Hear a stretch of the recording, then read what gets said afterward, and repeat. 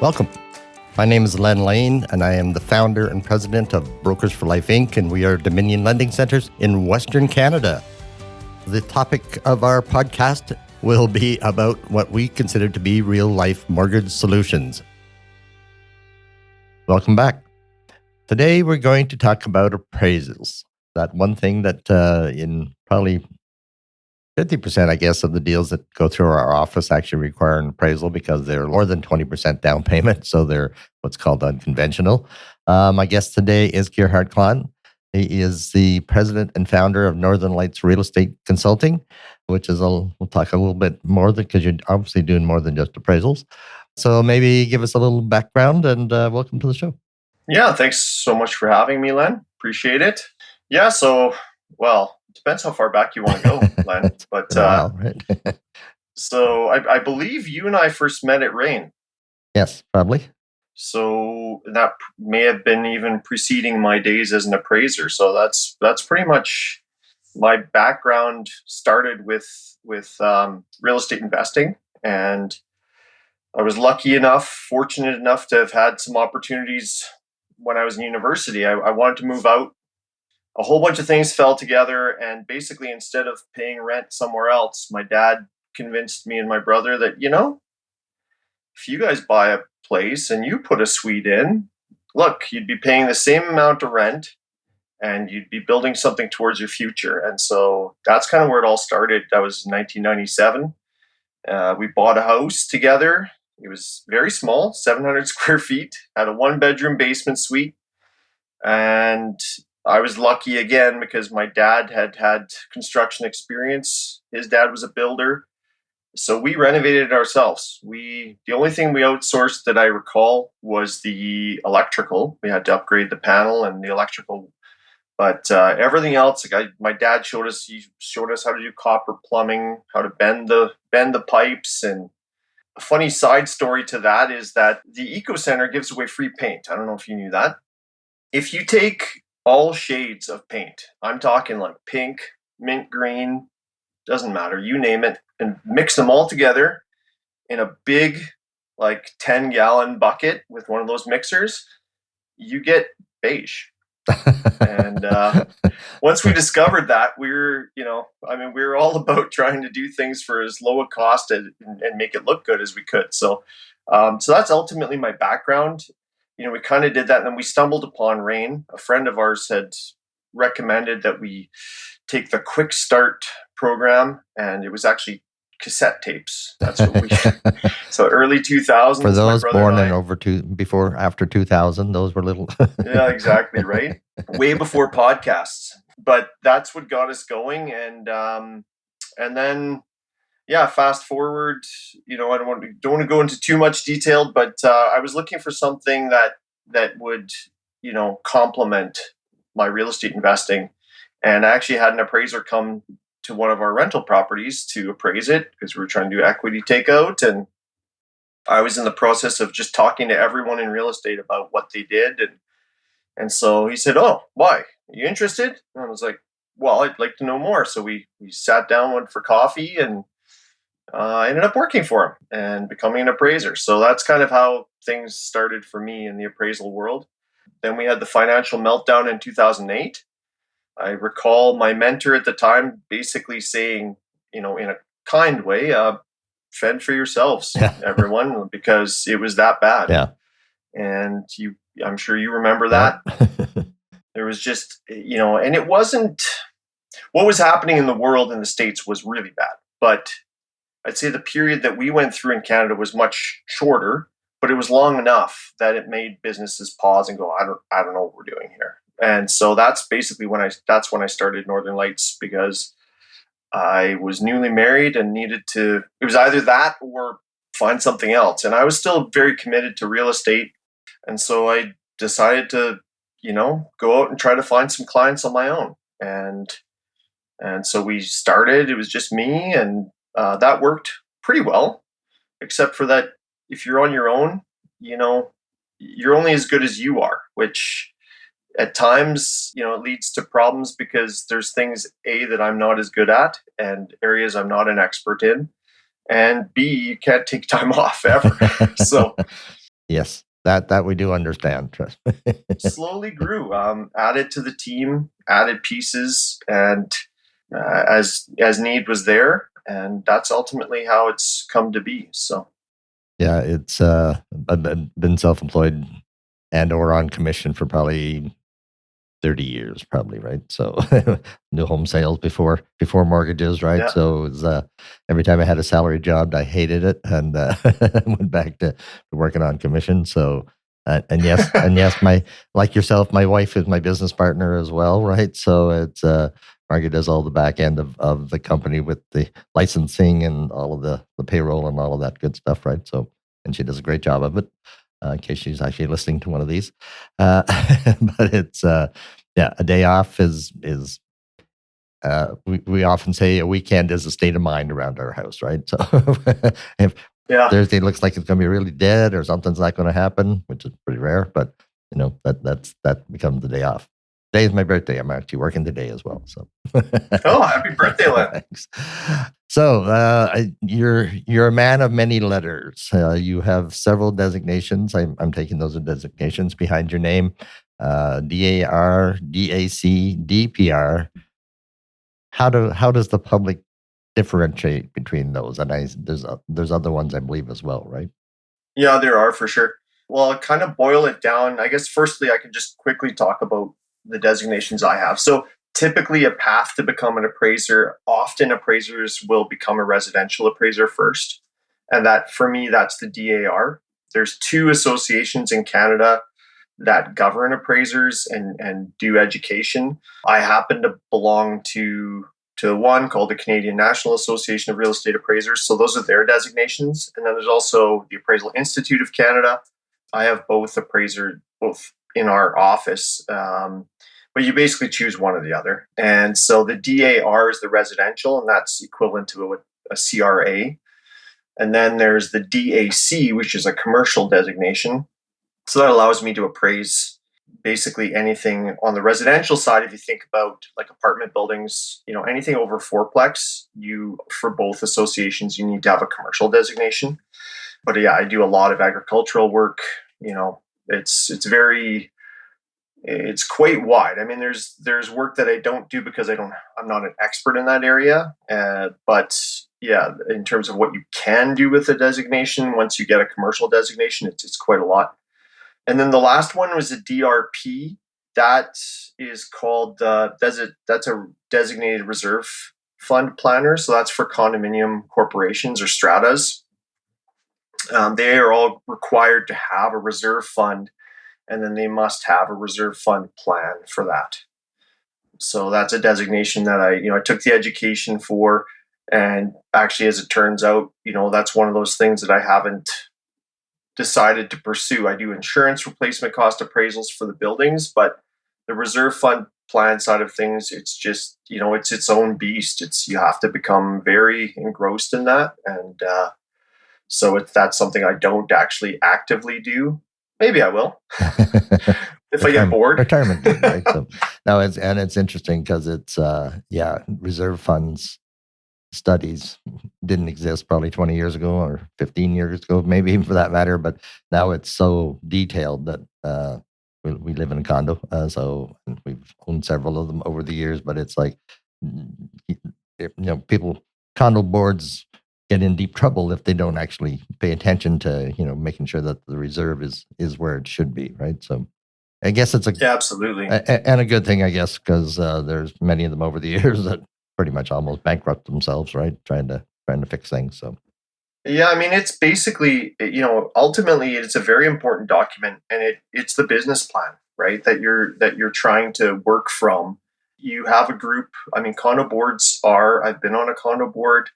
I, like you, own condominiums, so I'm very aware of the adverse influences and effects when bad stuff happens. But usually they're well-meaning people, right? And they're volunteers and people trying to do the best they can. But like you said, if they aren't adhering to the plan, or B, if the plan's bad. I mean, I've seen some pretty bad reserve fund plans out there. So I know they're trying to tighten up that industry, and I hope sincerely that they do, because it really impacts. It ultimately impacts the consumer, and that's what really bothers me. And I feel like there's a lot of people in that industry that are taking advantage of of people, and that's not right. That really needs to get cleaned up. Yeah, that's a whole nother podcast, I think. And I just It sure is. Yeah, Brian, we could talk Brian for Fisher hours just about went that. through my brain going, "Oh, Brian's going to do a podcast with me now." So, market values. I've often heard them said to be opinions, I guess, if you want, of the appraiser. So, but how does that all come about? Yeah, so kind of to boil it into a nutshell, I mean, market value, the definition, basically one of the most common definitions is what most buyers would pay for something.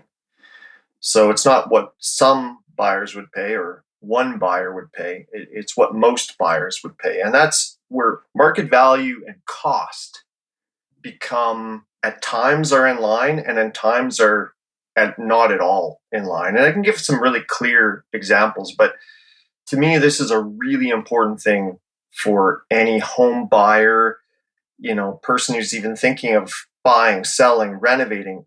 They need to be aware of this, because first of all, somebody selling you a product is always going to tell you something to try to sell you the product. And the number of products I see out there where they say, oh, this is going to increase the value of your home by X. And as an appraiser, I go, ooh, yeah, that's really hard to prove. To kind of boil it down and simplify it, first of all, I'd say that the things that evoke emotion out of a buyer, you remember, as an appraiser, we are modeling what buyers, their preferences in a market. Okay. So it's not just as simple as saying, well, my renovation is $50,000. You said my house was worth 500,000. So I did 50,000. So now my house is worth 550.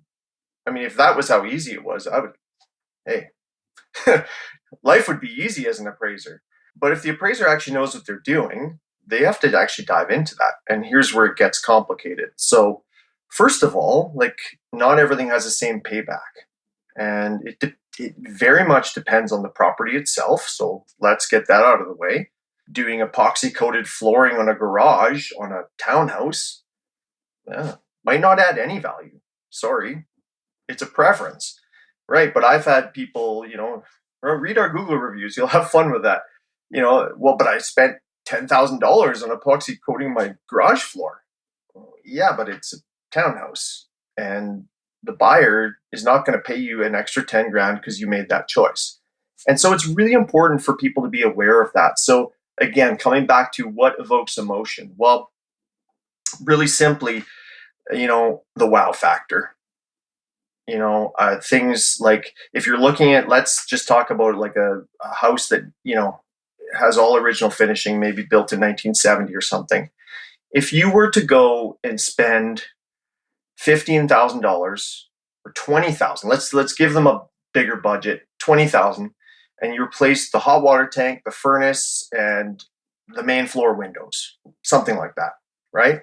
Maybe the budget's going to have to be more, but anyways, let's just say that that's what they're spending, and you took the same amount of money and you left those things in place because they're functional, and you updated all the flooring on the main floor, the kitchen, and the bathroom, and you painted it. You're not going to get the same market value out of those two decisions. The market tells us that. It's clear as day.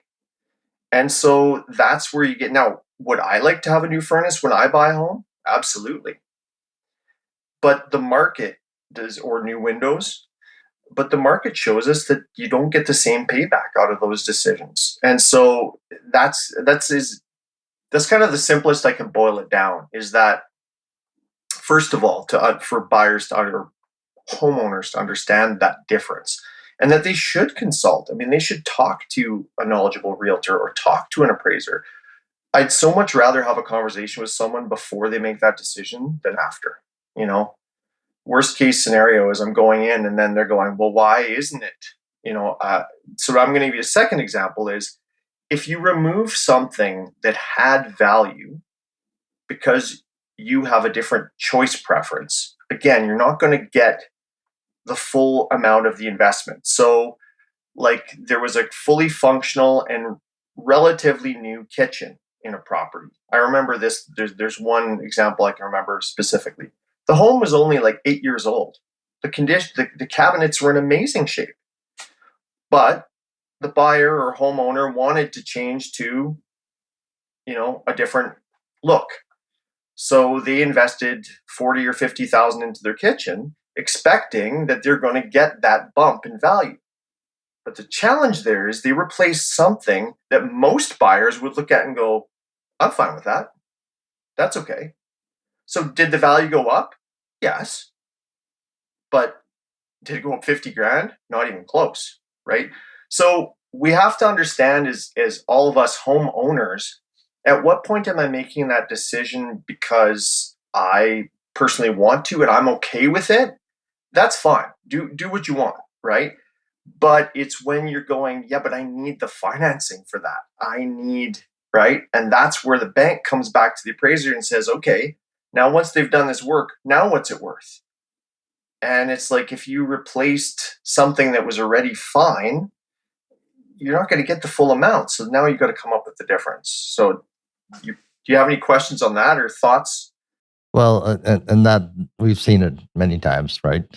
Like you said, the kitchen. If you listen to HGTV, everybody should replace their bathroom and their kitchen, right? So, but again, you're right. If there's no equity in the home already, like you're going to get some bump maybe for it, but yeah, $50,000 is not hard to do on a kitchen these days, right?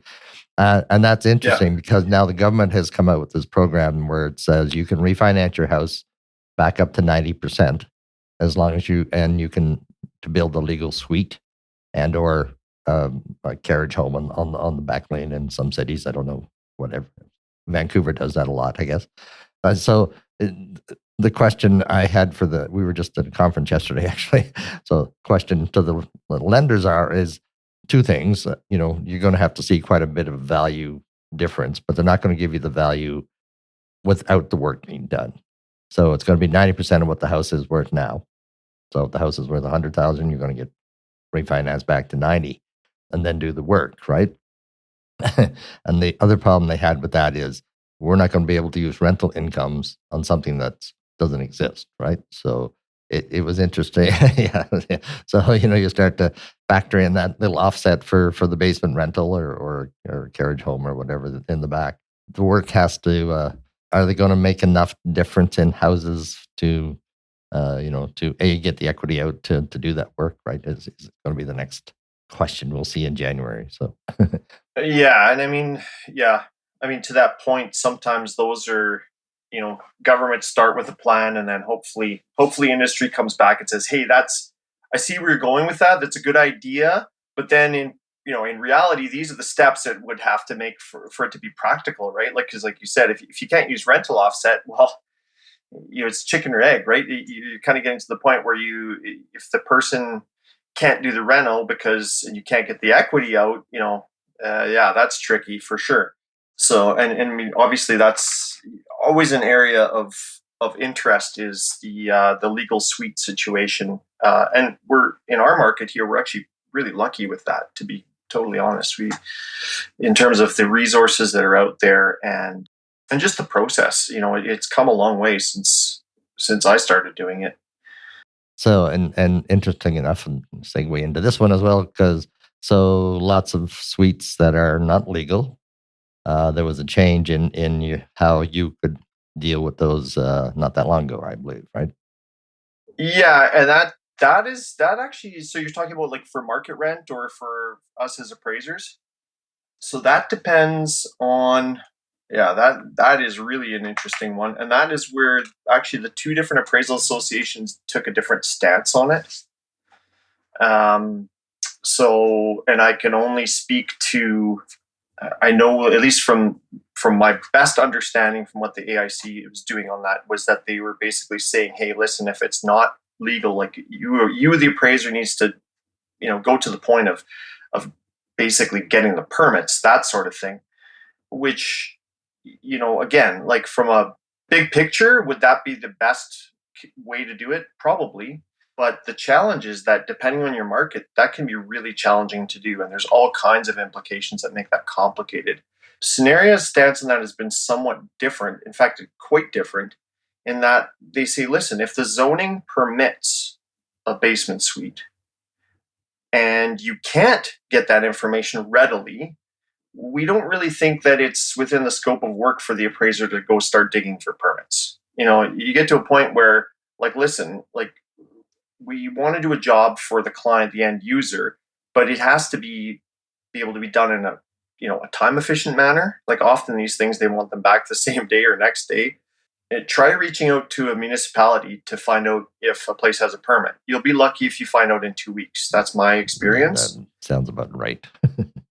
And some of them, like I said, some of them are getting better. They have really good, like the city of Edmonton, city of Calgary, they do have good databases. But again, you come into a problem when, what if the suite just got approved 2 weeks ago? It's not on the database. So again, these are all little problems. So what Scenario said is, hey, listen, if the zoning permits it and you can't verify, then you use an extraordinary assumption. And you say, hey, listen, the zoning shows it's allowable. I don't know if it's legal or not, but if it were, here's what the rent it could get. So I think that's a decent solution for the problem. Again, we'll see if there's unintended consequences of it, but in the interim, it's a good solution, I think. So. Something to go with, right? Everybody's renting out their basement now because you can get probably $1,500 easily for it, right? At least for 1 bedroom. Well, and you're getting to markets. Really, when you look at Toronto or Vancouver, and now even Calgary, you're getting to a point where that makes the difference between this, being able to qualify for the mortgage or not, right? And that it's so important, especially in those markets, for things to continue. Otherwise, you're getting to, like, who can afford to buy a house in, Vancouver? Really? Not many we see, and that's why we're seeing a lot of the tradesmen coming here, right? Young guy ran into a couple months ago, and he was a framer working in Vancouver, wife and 2 kids, living in a 2-bedroom apartment, and rent had shot up to over $3,000, and he said it just you just can't do it, right? So they had packed up and they moved to Alberta, which has happened. Yeah. Speaking of that, you cover the whole province. I see you have agents in Calgary as well. Is that? That's right. Yeah. So we don't cover the whole province, but we're centered Edmonton centric and region. Right. We have some appraisers that live kind of Camrose, Morinville, that sort of thing. So kind of within 100-kilometer radius of Edmonton. Right. And then we have several appraisers in Calgary as well. Oh. So those are the 2 major markets. And then, like I said, the smaller, some of the towns, the rural acreage stuff around. Yeah. Yeah.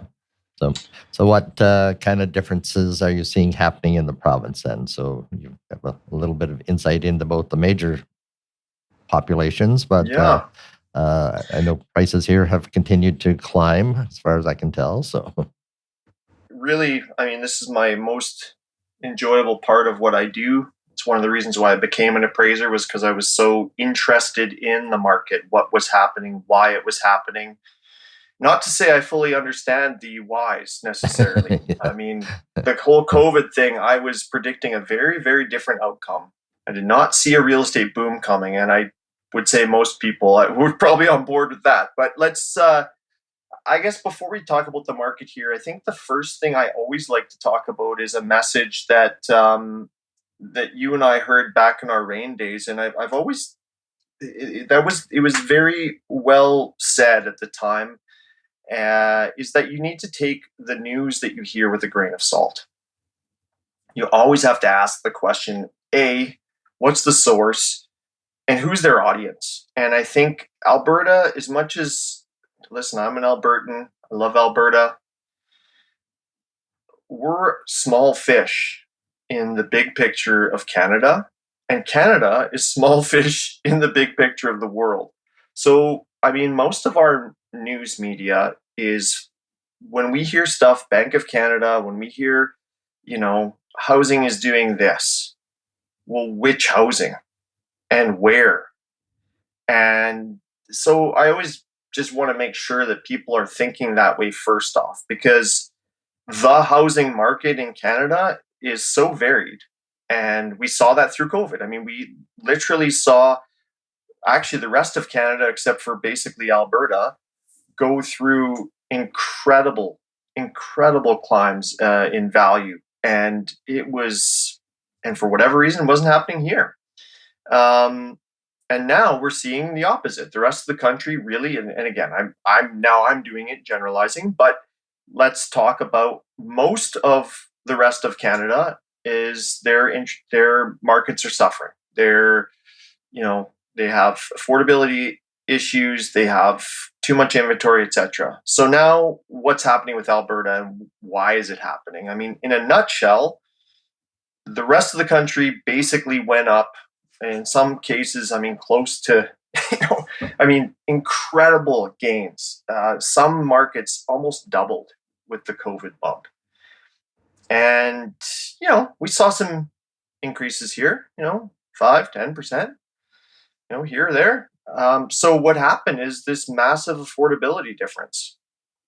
And where Alberta was actually already affordable, we became so vastly cheaper in rent, everything, and everything follows with it. So, that started to, and then with interest rates going up, we started to see this mass migration to Alberta. And it's very interesting what I've heard some economists, actually the economist from Calgary Real Estate Board was highlighting this. She said, you know what, a difference between this and previous migrations to Alberta is that our unemployment rate is not significantly different than the rest of Canada. In the booms back in mid 2000s, I mean, our unemployment rate was it's basically like if you have a pulse, you can get a job, and that was what was holding our economy back. And that's not really the case this time. Maybe in some industries, but as a whole, our unemployment rate is still relatively high, and yet we still had this mass in-migration. And well, why is that? And I think the biggest factor is affordability.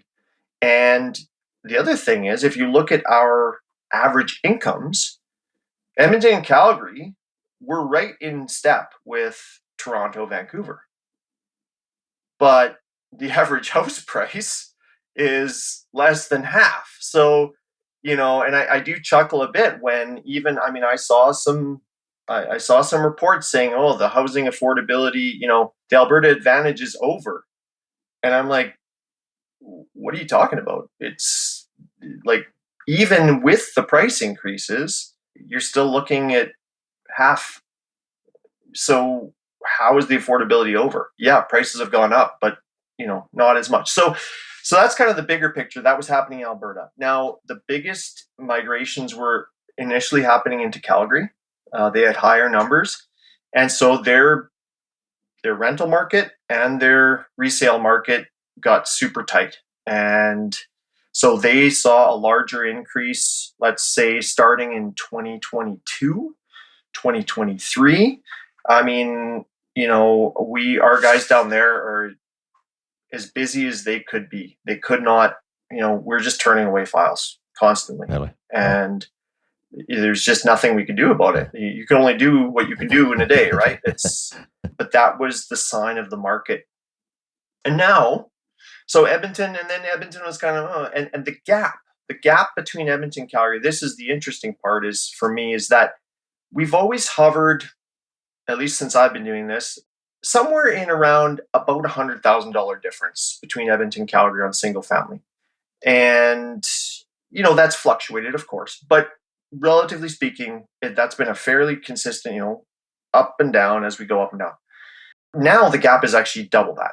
It's about, on a single family, it's over $200,000. So now you have the same scenario that we were talking about for the rest of Canada actually unfolding within the province, where families are going, wait a minute, so I can make the same amount of money in Edmonton, but it would cost me $200,000 more for a house? and it just doesn't make sense. So then they go, well, so you have this again, you kind of have it's almost like the mini gold rush, they're coming in and looking for cheap real estate, which it is, like I said, comparably. And so now we've actually seen the latest numbers show that the migration to Edmonton is now surpassed Calgary. And that's the first time. And so what's that doing? Well, it's, as you know, it's driving our market. We're still seeing price gains. Normally we see a seasonal fluctuation every year, every normal year, let's call it. We have a real estate market that I call it the seasonal fluctuation, basically in the spring, house prices go up a bit. And then, as we get into these months, usually I'm less busy. We're doing less purchases. People aren't doing renovations.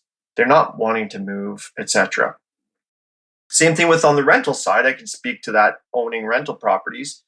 Oh man, I would hate having a vacancy now. November 1st vacancy. Ugh, who's going to want to move? Yeah. That's not the problem right now. No. Right? I posted a townhouse. The rent is significantly increased from what it was. I was probably under market rent because I had a great tenant and didn't increase the rent. But once they chose to move out, well, I'm going to market, right? I'm going to put it at market rent. Rented right away, November 1st, no problem. Yeah. In the past, that would have caused me some grief. I would have been sitting on that thing for 2 months. So I would say that's kind of where we're headed. I think that we're going to have a busy winter, probably the busiest we've seen. And coupled with that are interest rate drops. So not only do you have people moving here, not only do you have that sort of activity, but now you've got interest rate drops, which drives refinances, drives, businesses that have been sitting on the sidelines, or buyers sitting on the sidelines going, yeah, we've got the down payment, or we're thinking of upgrading to, the 4-bedroom house because of our family size or whatever. But we hear that interest rates are going to drop. Well, now they're dropping. They have dropped. They're, likely going to continue. And that impact on an already heated market is going to be really interesting. And like I said, keeping in mind, we're small beans, Alberta, our population, the Bank of Canada is not looking at Alberta real estate and going, ooh boy, wow, we might really heat up Alberta. Okay, I shouldn't say they're not looking at it. I'm sure they're considering it, but it's a minor factor. Yeah. Right. And so that's we've seen it. I don't know if you get the report from Calvert every month that they do as well, right? Where we were up only 10% over year over year, right? So we haven't had the big gains here in Edmonton, Calgary, 23, 24% in some cases, a couple of the months, right? So it's interesting with interest rates, right? So Bank of Canada has come down, probably going to come down a quarter at least in December, maybe a half.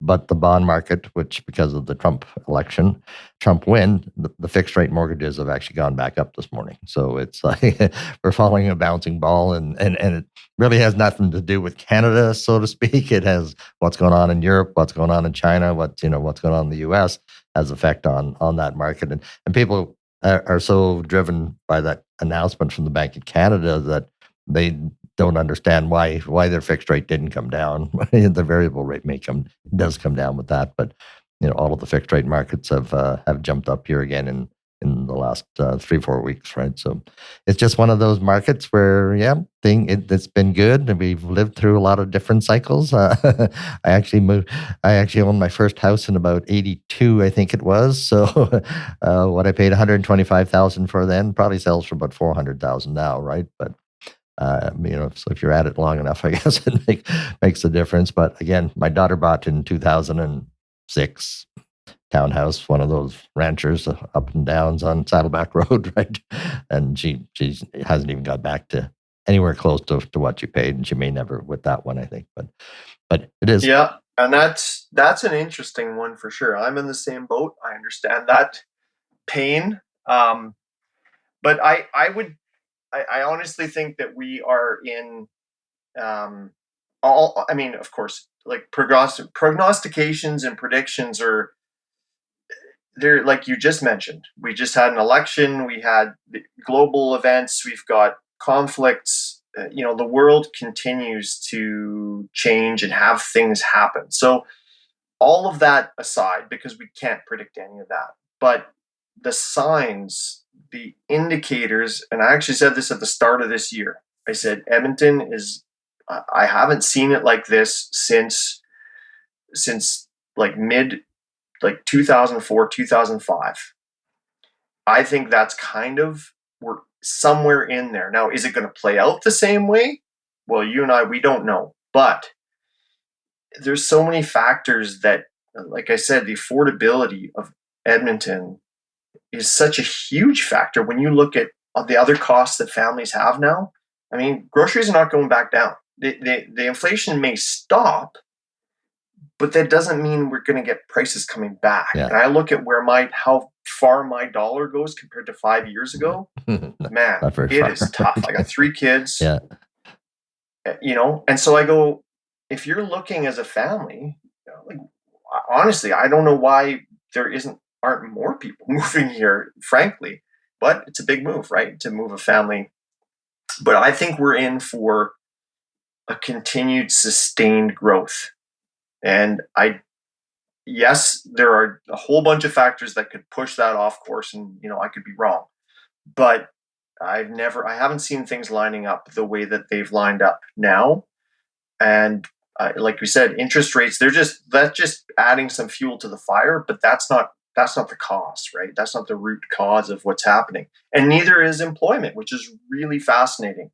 So we'll see, but I really think that Edmonton is poised to continue on something similar. Like if we're looking like 10 to 15%, I would imagine that will continue. Yeah, and that's kind of projections from yesterday's meetings as well. It was like we're on the bottom of a fairly steep climb, I think, in Alberta, which is always good to see. We've increased the team to 38 agents right now, so that we have some more boots on the street, to so to say, right? But and plan to be at 50 agents by the end of next year, just because there is so much going to happen. I think that there's tons of opportunity for just about everybody, right? So. Yeah, and I really sincerely hope for those people who bought, peak, and like I can put my hand up about 10 times for that, and that's the thing, is when you're in a boom, you never know when it's gonna bust. Yeah. Otherwise, we'd have a lot more money. Those, like you mentioned, those properties, like the condominiums, apartment condominiums. Yeah, I mean, it's been tough for so long. It's hard to even imagine that it's going to come back. But the truth is, at some point it is, because it's so affordable that you just go, well, you can't buy that product anywhere else in Canada. You cannot, they just laugh. I go to Toronto and I'm like, yeah, you can get like a 2-bedroom condo downtown Edmonton or Calgary. At the time, this was, yeah, you could get something actually decent for like $250,000, $300,000. And they're just like, what? Yeah, I just we just did that actually. We were in Wedgwood for quite a few years. Sold it 2 years ago. Bought a townhouse in Rosenthal, and kind of started to look at the market. They had gone up about 40 or 50,000, right? And we always looked at the apartment building beside Lewis Estate Golf Course. The Lodge, I think it's called. Oh, yeah. So we'd looked at it, right? And but there was a 2-bedroom, 1,200 square feet almost, for $270,000. I can see the first tee box and the putting green in the clubhouse from my balcony, right? And so what was going to be a 5-year plan became let's look at this year. And sure as it would have it, we paid $270. Margie's probably going to spend $30,000 on it, but they're already selling at $310, $315. You can see it on that part of the market. So a higher end apartment building, obviously, but the stuff downtown that's $110,000. People are snapping those up just because they're going to double. Absolutely, they're easily going to double probably in the next 2 to 3 years, right? So well, and the replacement cost on these units is so much substantially higher. That, again, the disparity between resale market, when I say resale, I mean basically used, let's think of them as used houses versus new. Well, the new builder, they can only build at what they can, at their real cost. And we were talking about cost to market value before. Right now, there's a massive disparity still in new cost to build, especially on apartment condos, townhouses that's starting to go away, but there's still some deals out there where I just go, man, if you were an investor or somebody forward thinking, like the time is, it's a good time to be looking, because I don't think you'd regret it, because it can't stick around, because at some point people just go, yeah, I know the building's 30 years old, but if I can get it for 150 grand less, like you just said, I can go do my renos, do everything I want, and I'm still laughing, right? So anyways, I thank you for your time today. That was great. I know you're a busy guy, so I'll let you go for today. So thanks again for taking some time to come out and talk to us today. Well, thanks for the opportunity, Len. Anytime. Thanks for listening today. I hope you found the information that we provided to be useful in your mortgage journey. And remember, you can always find our associates at www.brokersforlife.ca/associates. Have a great day.